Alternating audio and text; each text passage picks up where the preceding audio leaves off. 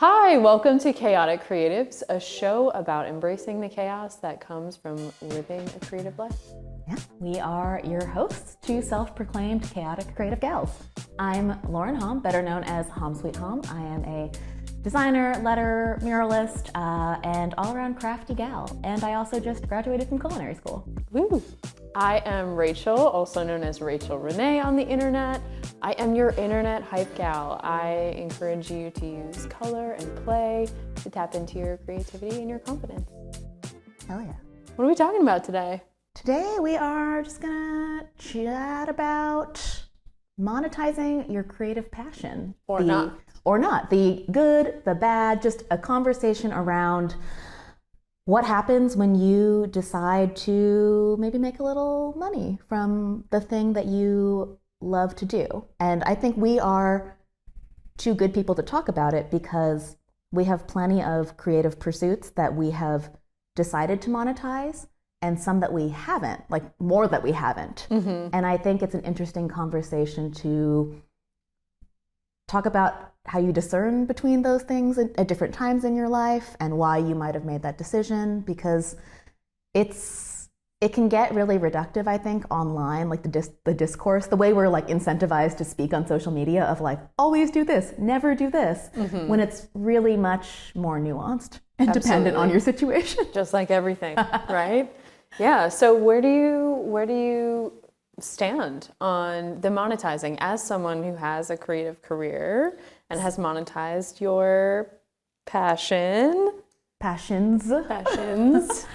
I am pretty staunchly in the camp of I enjoy monetizing my creative pursuits. It adds an extra layer of like challenge, I would say, that I personally find exciting. It's a challenge I want to figure out. And I think in the first episode we talked about creativity. And for me, it's about asking questions and then getting curious about the answers. But the important part is finding the answers you're interested in finding out. Like, if you don't care about something, don't do it. Yeah. But for me, my personality type and my work style, like I am a fast worker.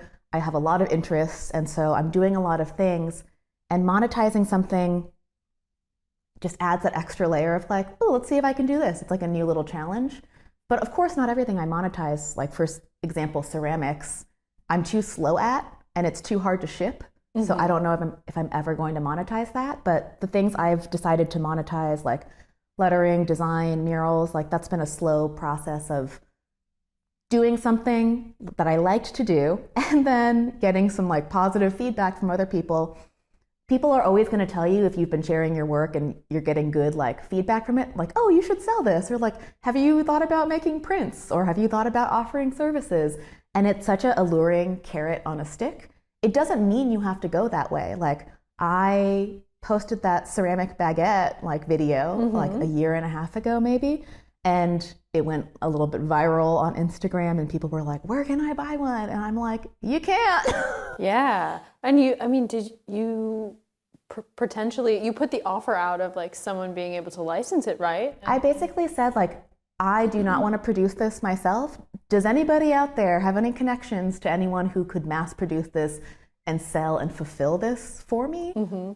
Nothing really came of it. Sure. But I think I've always gone the route of monetizing the most easily monetizable things. Yeah. So that is like I can do lettering or design from my iPad or computer anywhere in the world. Like I can work remotely. I can work at midnight if I'm awake. Like she used to be a digital nomad. It affords me a certain flexibility that I like. Yeah, absolutely. Yeah. And I think what you said about being a fast worker and understanding that you can kind of what your limitations are with that particular creative practice is important, because for me and for many other chaotic creatives, I'm sure the thing that we're interested in is making the thing. Yes. The process is what we're interested in. I want to figure out how to make this quilt. I want to figure out how to make this mug. Yeah.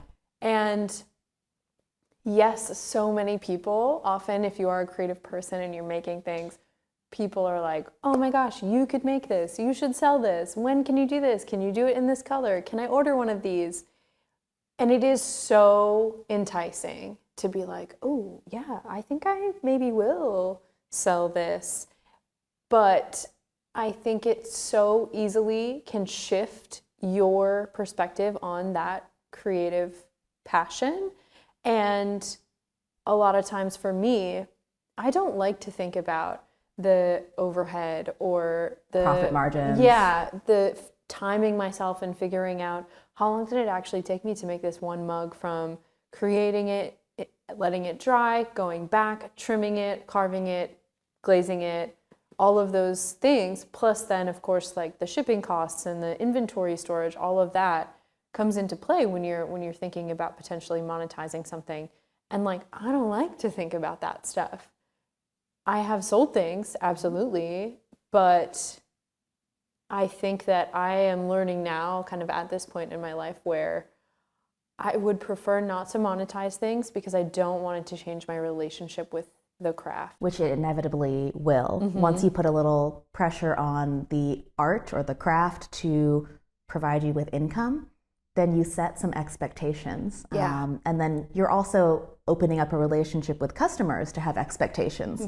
So now you have this weight that's been added to like what's riding on this piece of work or this skill that you have.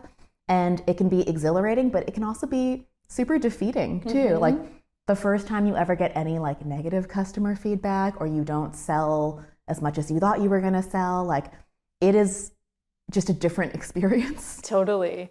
Yeah. And I think thinking about, not selling as much as you thought you were going to sell, I feel like in every creative outlet that I've ever done, someone has said, can I buy that? And sometimes it's like, ooh, I'll make another one. And then I'm changing my creative practice to make something that like isn't inspiring me in that moment. It inspired me previously. Or yes, I already make it. Like a few weeks ago, someone asked about a print that I have hanging on my wall that I make. And I made it as part of my stationery company, and I still have some. They're still on my website. And they were like, oh my gosh, is there a place I can buy this? And I was like, yep, here's the link. Yeah. Sure enough, didn't buy it. And that's okay. I have come to get used to that process. But like, people express interest and they're excited, but that doesn't always mean that they will spend their money on that. And that's okay. They don't have to.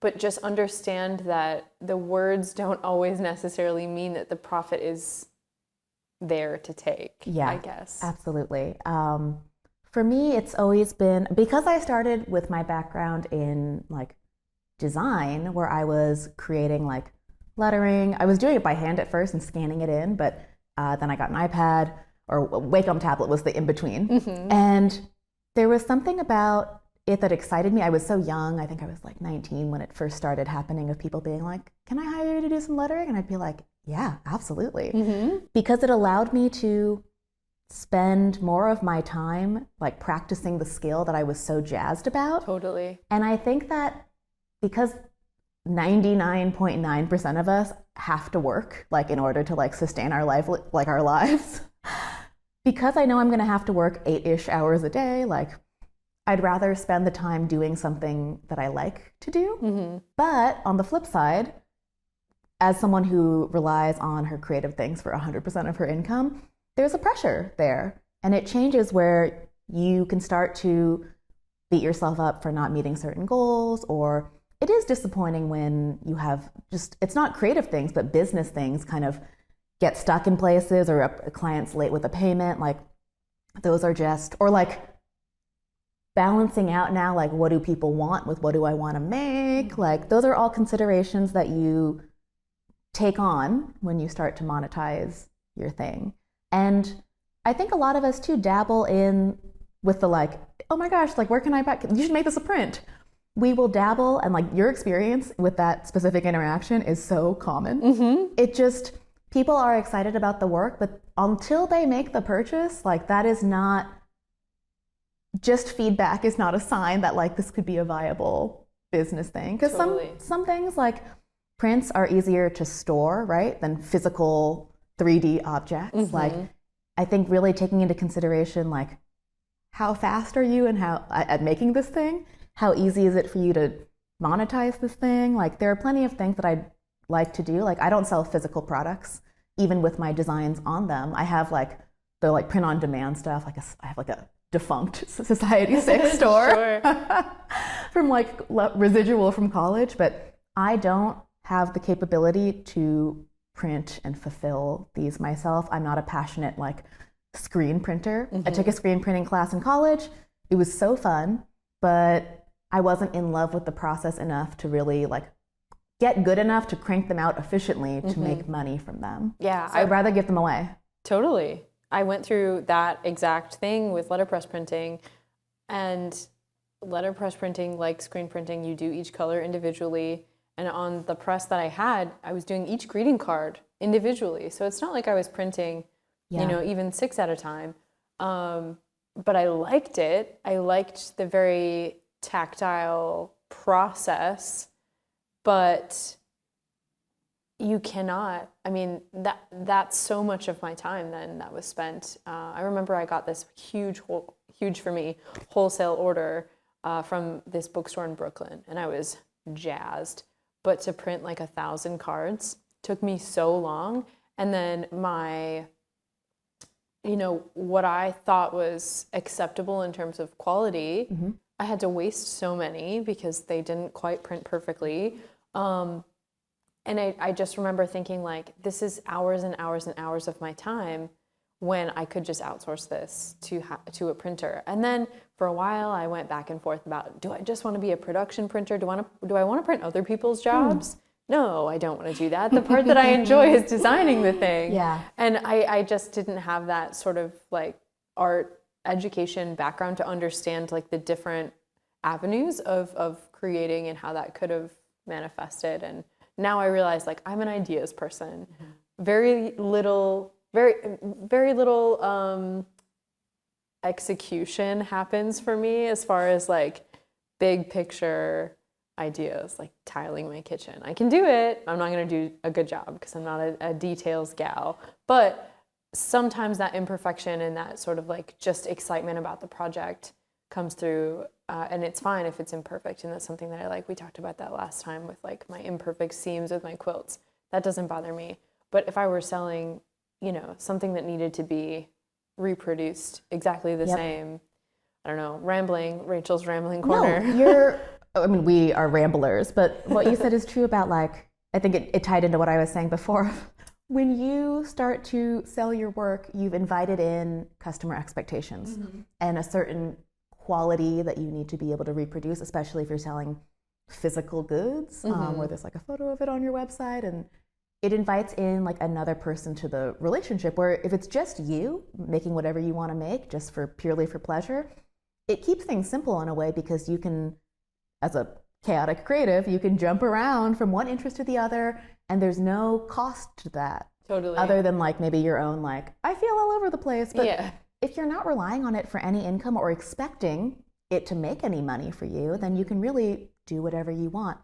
But the second you start to monetize, it does start to, like, the walls start closing in a little bit. Yeah. And that can be, again, depending on where you're at, a fun challenge or adventure to go on. And maybe it stops, at a certain point where you sell a little bit, you do one, table at one market, and you're like, fuck this. Yeah. Because you realize it's hard.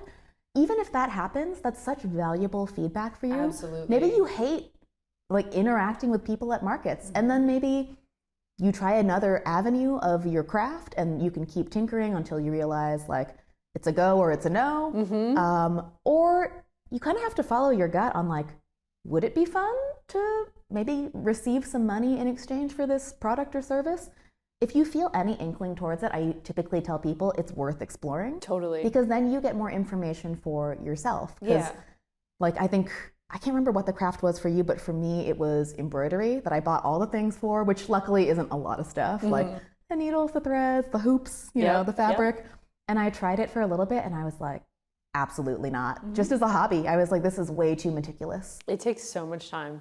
I did the exact same thing. I have all the embroidery floss, all these cool hoops. Yeah. But I follow so many embroidery artists, and I really appreciate the craft. But I think like, maybe this is the ethos of this podcast, of like, just give it a try. Yeah. Like, if you see something on Instagram that you're like, that is so cool, like that embroidery is so cool, that chain stitching is so cool, that ceramic project is so cool, give it a shot. Like, it's worth exploring. And I think the same mentality goes towards monetizing it. If you feel like, hey, there's this person I follow online who's making money from these beaded earrings or whatnot, and I make beaded earrings, maybe it's a sign that people are buying these things. I should give it a shot. You never know how it's going to be with your specific like local market or like the audience you have, but it's always worth a shot because nowadays it's easy enough to throw up like a landing page with your work and charge money for it in a way that it was a little bit harder, I think, 10 years ago. Yeah. But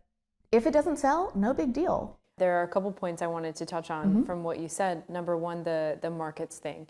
I think that, like you said, any of that is valuable feedback, even if you have a terrible time. I think as I was phasing out my stationery business, I was trying to find, like, is there a balance that I feel comfortable continuing this? Right.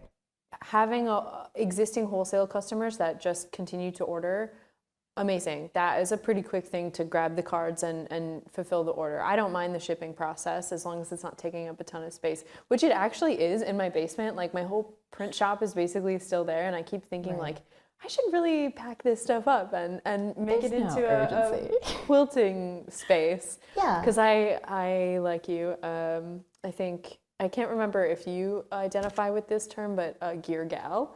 I'm a gear gal in ways of, if it's like a physical activity, like sport or something, I want the gear. I got the tennis racket. I have pickleball paddles. I have basketballs, soccer balls, hockey sticks. Love to buy the gear. Same thing is true with creative practices. There's a graveyard of creative practice materials.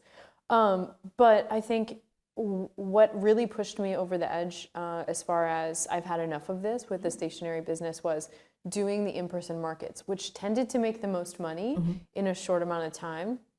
But I was so exhausted and drained. And I really have been trying to approach my life with, like, does this energize me or does this drain me? And I hate to live in black and white terms, but truly I was so drained. And as much as I love chatting with people and, like, feeling that they're inspired by the work that I'm creating or them being really excited about it, it was so hard for me to continue to attend those events. And that was some valuable feedback, like you said. And I think in terms of the just trying it, the monetizing it, I think there's a couple ways to approach monetizing. So maybe, people are saying, oh my gosh, you should sell this. And you think about it, you try to sell what you've created. The challenge that I have had, and I kind of mentioned this earlier, is that as soon as someone says, oh, I would love to buy that, or maybe you do one market and a couple of things sell really well. You get that market research. You understand, like, oh, okay, my splatter mug sold really well. So then my mind shifts to, I have to produce a bunch of splatter mugs because I want to sell them. And I'm trying in my personal practice, I guess, to not let any sort of outside influence affect what I'm doing.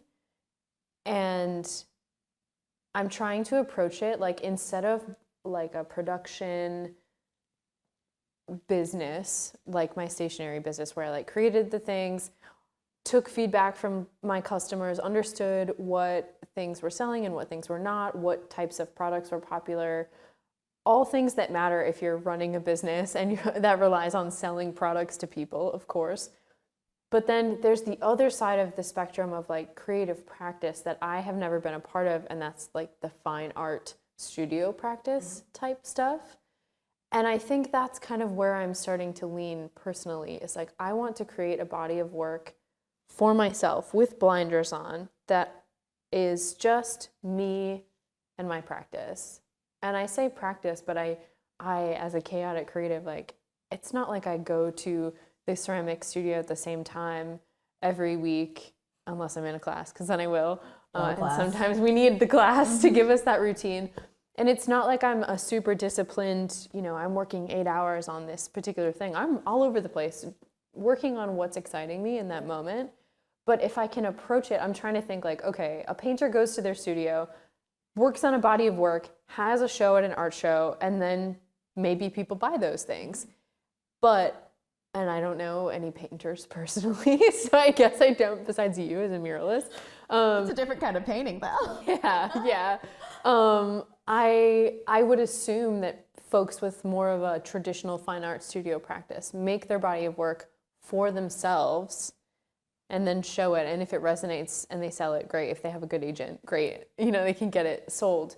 But that feels like an approach that feels in alignment with sort of where I'm trying to go on the very like home hobbyist craft level.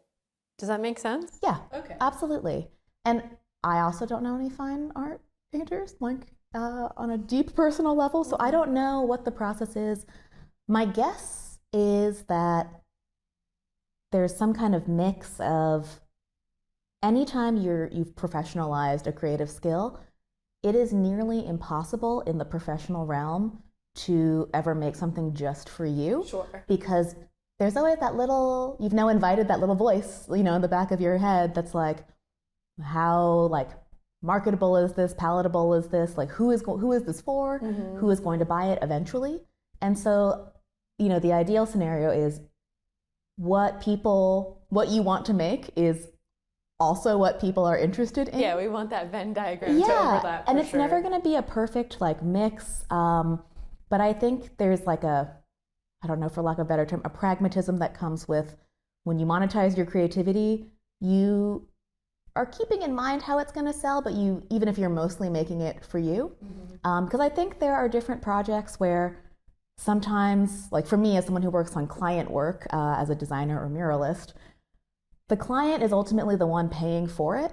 And so there is a certain point where, let's say if a client and I like aren't agreeing on like a direction for a piece, they choose like my least favorite sketch and they want a ton of different like things added to it. There's a point where I have to detach as a like artiste and just go like, with your beret, this is work. This is a job. Yep. I am going to build this house the way that the person who's going to be living in the house wants it to be. It like my personal taste matters less in this interaction, and that's like a way to preserve my peace and like appreciation for my job, because most people have jobs and they do the job, but they're not like, doesn't say anything about them or like they don't over personalize it. Whereas with creative work, I think it's easy to over personalize it, and it's one of those like you learn to pick your battles. Totally. But there are plenty of projects where a client comes to me because they've seen personal work that I've put out there, which of course there's probably like some percentage of me when I made the personal work that's like, how will this land with other people? But it happens to be something I want to make. A client will come to me and say, we love this piece that you did, like, can you do something similar in this similar style? And then it becomes more of like people call them dream projects, where the client is hiring you for the thing that you like to do and you're good at doing. That does happen too. Yeah. So it's kind of like I think I want to kind of build off of that and talk about passion projects, because obviously that is something that is foundational to your work. And I think we talked about this before we started recording about classic, about having a container to help give yourself some guidance, because as chaos people like us, sometimes I go in the basement and I sew for 30 minutes and then I'm like, it's nice out. I should go outside and I should take photos and it's a little bit too much, maybe ADD, and we need to kind of refine it. And still working on my diagnosis, by the way, with my therapist, but maybe.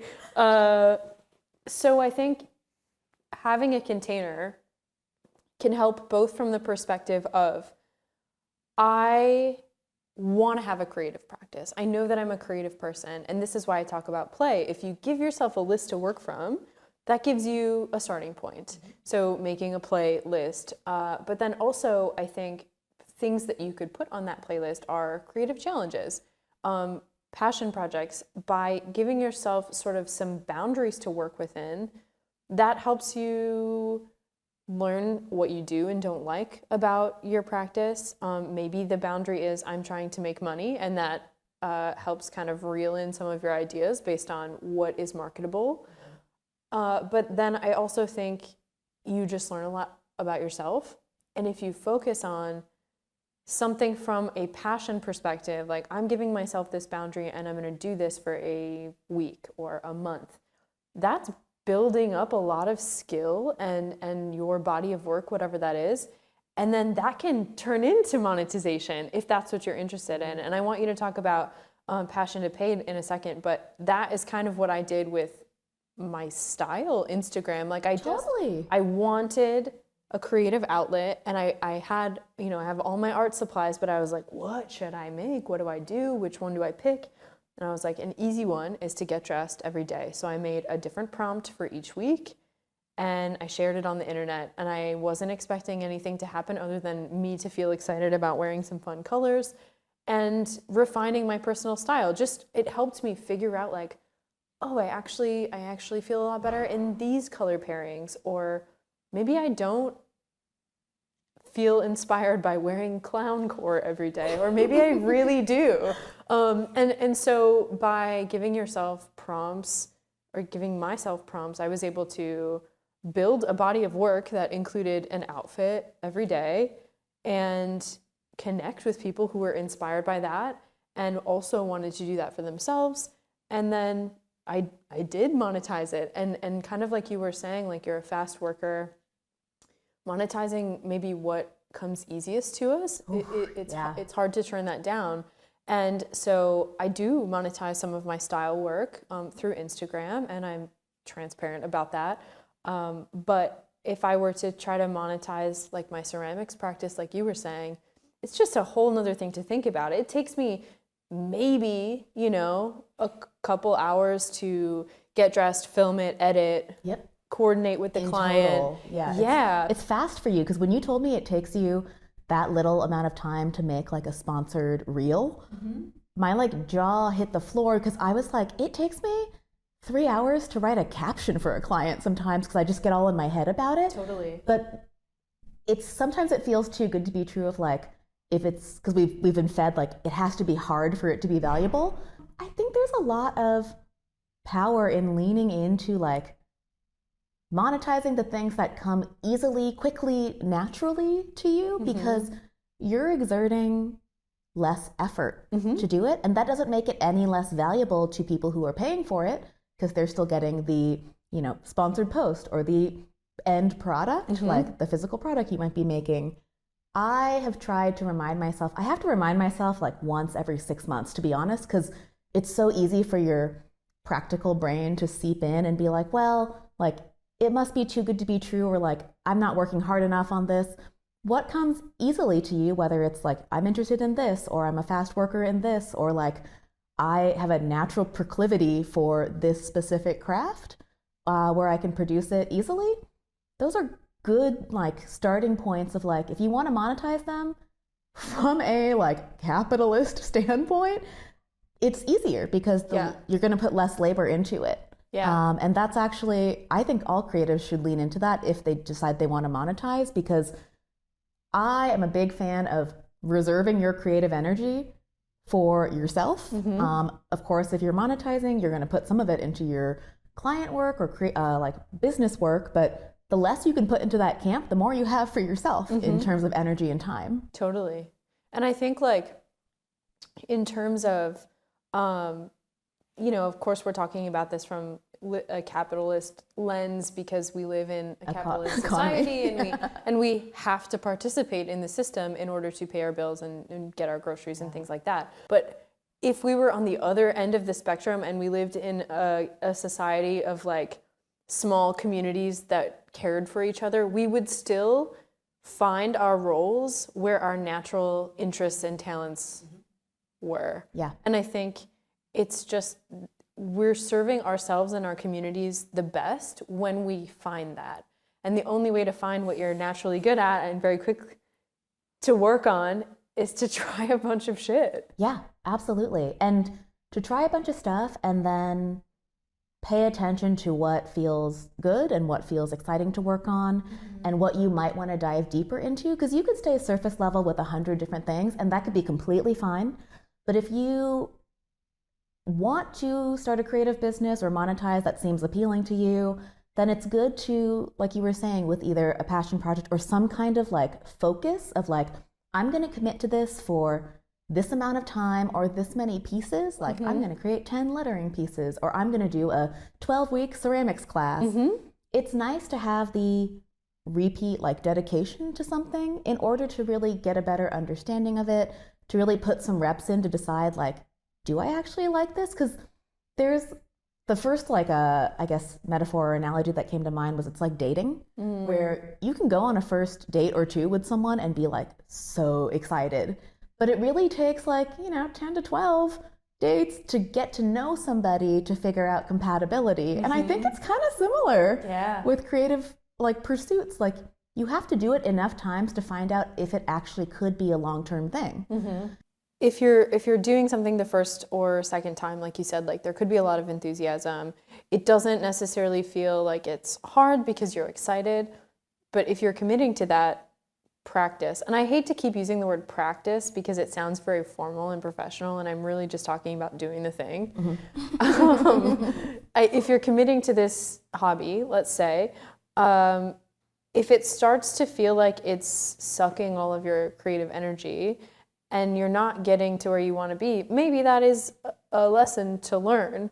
Like if so much like dating, like you're filling in so many blanks when you first start and you're like, I can absolutely get here. The gap that we talked about last time, like, oh, I can for sure like build my skill gap. Maybe you can't. And that's valuable to learn, and that's okay. I feel like I'm saying all of this because there are so many creative projects that I think about and have that taste for and could potentially grow my skill to get there. I'm thinking of some particular like painting styles that I really like. But every time I sit down to paint, I can't really focus for very long. And I do a little bit and then I wait for it to dry and then try to do another layer. And I'm just not inspired when I'm doing it. And I think what that means is I should support other painters and buy their paintings for my home, and that's just not something that's for me. But again, trying it, figuring out what's valuable. Yeah, that just reminded me of, I think this is very on brand, like chaotic creative, where you and I are both like DIYers. Like we love knowing how to make something. It feels fun. It's exciting. But if taken too far, and I am totally in this camp, like not everything needs to be homemade. Oh my gosh. Absolutely. But it's fun to figure that out. And honestly, you have to DIY a handful of things that shouldn't have been DIY'd in order to figure that out of like, where do I find my joy? What types of like activities interest me? Like, I know you mentioned tiling your kitchen, and I look at that and I'm like, I've always wanted to tile like space, whether it's like an entryway or a bathroom. Like I even thought about tiling my own bathroom, but I ended up hiring someone else to do it because I just didn't feel like I was going to be able to watch enough YouTube videos in order to do it. But I've DIY'd like plenty of other things that like came out okay. But in my mind, I was like, next time I'll just buy that. Like I DIY'd like a sofa table for my old apartment that fit perfectly behind the couch, and it honestly looks like crap underneath. Like if you looked up close, you'd be like, ooh, I wonder what the Venn diagram of like chaotic creative and hacked together DIY projects is. A circle probably, because same. If you look at some of the things that I've made, I'm like, well, we're just gonna make this work, and it does, but the inner workings aren't pretty. Oh yeah. And so like it's good to like scratch those itches of like, I want to make that or I want to try that, but only through trying it once or twice or however long will you know like how much longevity it really has. Yeah. Similar to the dating analogy, there are plenty of people in my life that I've gone on 4, 5, 6 dates with, and you just know that this isn't going to be like a lifelong match. But that's okay. It can be, relationships and connections can be like for a night, for a couple months, for a couple weeks, for a lifetime, and that doesn't invalidate them necessarily. Like as someone who just got out of a relationship, I think it's easy to feel like we failed because we broke up, But adult me is just like, oh no, like it ran its natural course, and you can appreciate something for the time you spent together and what you put into it, but forever is not the only metric that we should be using to quantify success. Absolutely. But I think there are all these like subconscious, like societal implants of like this amount of time or this amount of commitment to something is the indicator of success. Like you think of like, we like to romanticize like the Japanese artisan way of doing things where it's like, did you see Jiro Dreams of Sushi? Mm-mm. Or like, so in Japanese culture, you pick a craft and like you do it for your life. Like you are the sushi guy. Like it's your life's work, your life's study, or like you are the mochi person. Like, yeah. And that level of focus is so beautiful, but not everyone is cut out for that level of focus. And so I, as a chaotic creative, like so much burden was lifted off my shoulders when I realized that like it doesn't have to be forever when it comes to the things I'm interested in. Yes. Because you're evolving as a person and your interests are going to evolve. Like also from a lifestyle perspective, maybe you like want to work remotely for a part of your life and that's really important to you. And then you have a family and like put down some roots and that's not as important to you and you are okay being more localized or going into an office once in a while. Lifestyles change, things change, like creative interests are bound to change. Absolutely. And I think that that should be the goal, like to be evolving, to make sure that you're continuing to fulfill yourself based on the now and not some future version or some societal expectation. And I like your analogy of the forever not being the only metric of success. Yes, for relationships and for creative or business ventures. Like how many people have started a small business and loved it and then got burnt out and then they stopped, and that should not be seen as a failure. Like you learn so much. And I think I want to tie this back to kind of something that we've talked about in relationships, but also in projects and work, is the like sunk cost of things. Oh yeah. Because I think about that when it comes to my stationery business. Like, okay, it didn't last forever. I never got to have it be my full-time income. But I don't think that any of the time that I spent learning about business operations, wholesale, learning about shipping, learning how to get something manufactured, produced by someone else, coordinating with people. I got to meet so many other creatives in the area. Customer service, community management. Absolutely. There's just so many things that I learned. And same thing with the kitchen tiling project. I did it.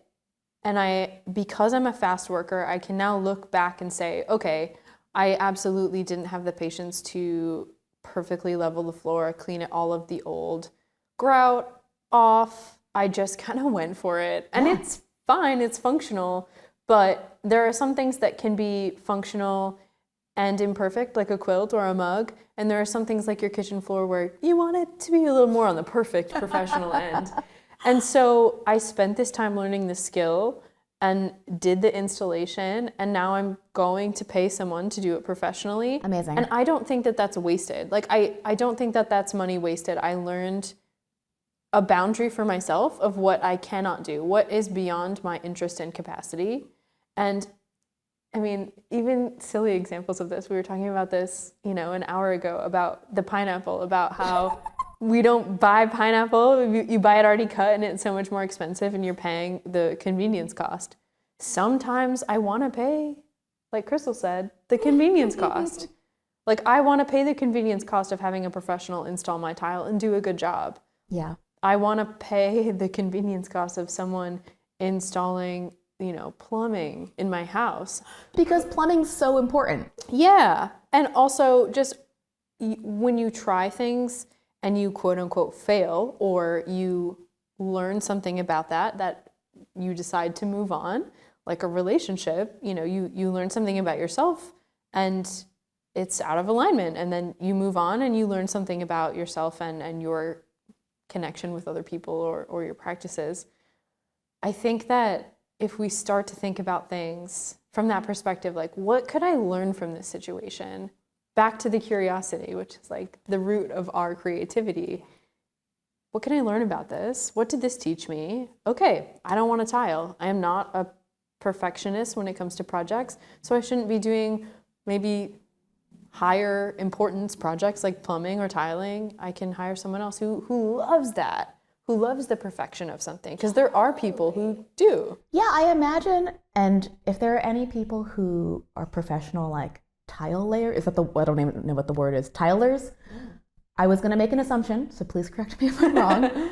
But I was looking at, I'll just be honest, I was sitting on the toilet the other day looking at my bathroom, my shower tile, because they're, rectangular, like in a grid. And I had the thought, like, people who like professionally do tiling work seem like the kind of people who would also like order spreadsheets. Like there's a certain amount of finesse and like precision with certain mediums and crafts that, again, what we talked about earlier, your natural like strengths and like things that you like have a gift for or like are already leaning that way, like that can be a good indicator that like you can play in those arenas and like it's maximizing or like leaning into your natural strength. Yeah. Whereas like I am also not a perfectionist when it comes to the execution of things, and just in general, like I've got a lot of like flexibility. It's similar to how like I find that, of course, there's no binaries, but there are people who are super punctual, and it means like it's very important to them that like 3 p.m. means 3 p.m.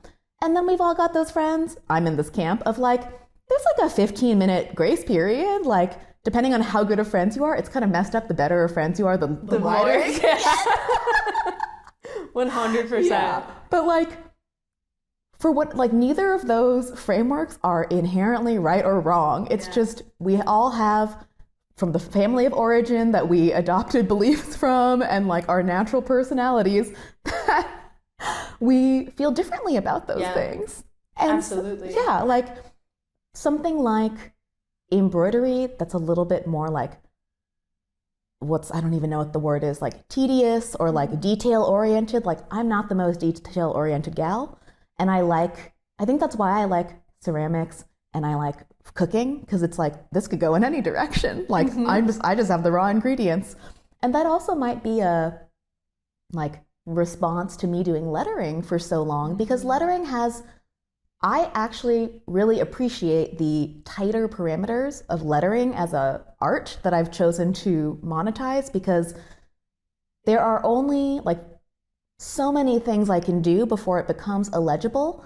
And the highest purpose for my lettering is it needs to be legible. It's communicating a message, either my own message or a client's message. It's giving personality to words. And there's really only so much you can do before it's no longer a word. Yeah, I always use this example when I used to teach lettering workshops of when I first learned how to do like pointed pen nib calligraphy. I remember doing this big address label, and I was so proud of it, and I brought it to the post office, and they were like, we can't read this, put a label. And they made me like print in all caps on a sticky label and put it over the top. And I was just devastated because I went in with this expectation, like they're going to want to know who I am, and they're going to send people, like USPS is sending people to calligraphers. But as you said, the point of lettering, the boundary that we have to set is that it is conveying a message and it has to be legible. So another kind of reason to give yourself some parameters for your creative work. Yeah, this actually reminds me, we talk about ceramics so much, which I love. In ceramics class, I was telling Kristle this story. Ricky had us do a project where we did these like really large coils and building a vessel, or like building out of really large coils. And he had originally suggested, he was like, try not to make this functional. Like, because if you make it functional, because I asked why, because I'm like, but I want to use it. And he said, for him, if it can be whatever you want it to be and there's no function, like it's a bowl, it's a cup, it needs to hold liquid, or it needs to be able to you need to be able to stick a flower in it. If there's no function assigned to it, it can really be unbridled creativity where you can run wild. It can have all different types of like shapes that don't serve a purpose other than your exploration, which as a concept I find really beautiful. In the moment when we were doing this assignment, I was like, I hate this so much. I hate this so much. And he was like, it can be functional if you want. I'm just suggesting that. Yeah, like, be a little loose in your functionality. Yeah. And so I am someone who, in that specific instance, I was like, I need some jumping off point, some point of reference. And so having a parameter and having some like restraints were helpful for me. So I was like, I want it to be like a giant bowl. I want this to be some kind of serving bowl, but like I can still have fun with the decoration. And like I ended up adding these other bowls to the rim. We'll have to pull an image of it up in the video if it's done by the time this comes out. I was gonna say, is it around? Let me see. It is not. It's currently at the studio. But we, at the end of class, we had a really interesting discussion as the class, because he was asking about the project and the process. And half the class, there's like 8 of us, half the class really liked the like, do whatever you want. There's no constraints, and made these cool art pieces that are just going to be like beautiful on the shelf, like in their home. I love that, like, no matter what you make in ceramics, even if it doesn't work ananymore, it can be like an art object. Yeah, yeah. Like the art object is like, you can charge a lot of money for it and it has no function. Yep. But then Monetize that one. Yeah, like, but the other half of the class was like, I needed a jumping off point. I needed some kind of like, unbridled creativity is terrifying. Because I think it can be so chaotic. And it's just like, I'm the same way. It's why when I was talking about the style challenges, I was like, what should I work on? I need something, whether it's the type of hobby that I'm doing or some kind of prompt to give me a boundary. Yeah, absolutely. And I think this is where the staying open and curious part of the chaotic creative brain comes into play, and as a strength is you are typically like chaotic creatives tend to be in tune with what they need. Like, because we're chaotic because we're like shiny object syndrome, like I'm drawn to that, I'm drawn to that, I'm drawn to that. This feels good, this feels good, this feels bad. Yep. And I think that that's a strength, because when you're exploring something, you are more in tune with like, what do I need from this right now? And some projects and some skills, you're like, it'd be cool to sell this. And some things you're like, I need this just to be for me. And I think we're here to say that both of those are completely valid. Absolutely. And you can change your mind at any time. You can try to make something and you can sell it after you make it for yourself. You can make something with the intention of selling it and only do it once. It doesn't have to be all or nothing, and it doesn't have to be you make your decision and you have to stick with it forever. We obviously had so much to say about this topic that this chat went on way longer than expected, so we decided to split it into 2 parts. Stay tuned for part 2 coming next episode. Bye!